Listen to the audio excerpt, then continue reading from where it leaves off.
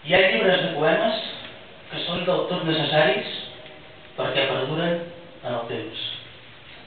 La poesia és una necessitat de dues coses: un deixar-se anar i trepitjar cases i carrers, un amor perdut en el temps, un amor fidel de la persona que estimes i un desengany que desemboca inevitablement en les ganes boges d'escriure-ho tot sense pèls a la llengua, per pur plaer.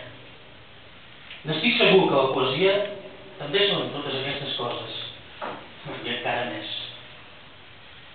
Perquè els poemes, dit sigui de pas i sense passar de llarg, també són el mirall inequívoc de qualsevol generació anterior a la nostra.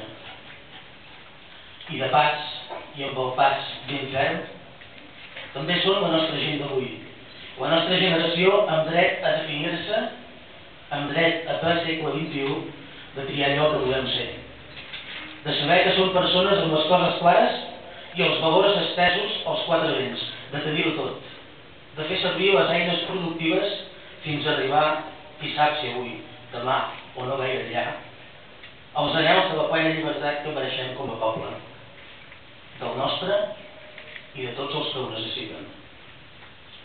Com deia al començament, hi ha llibres que són del tot necessaris perquè perduren en el temps.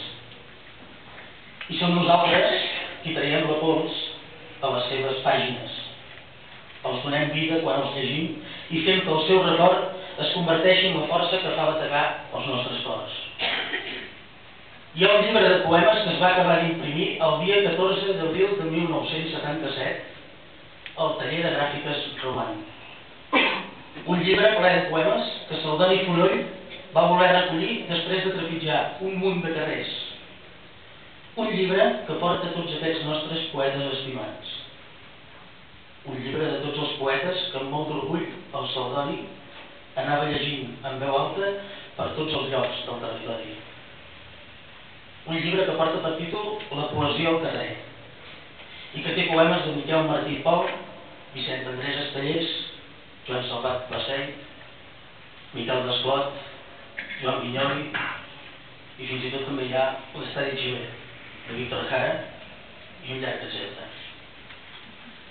Potser ara ja és hora de fer saber, tot i que algunes vegades ja ho he dit, que jo també sóc un poeta de carrer.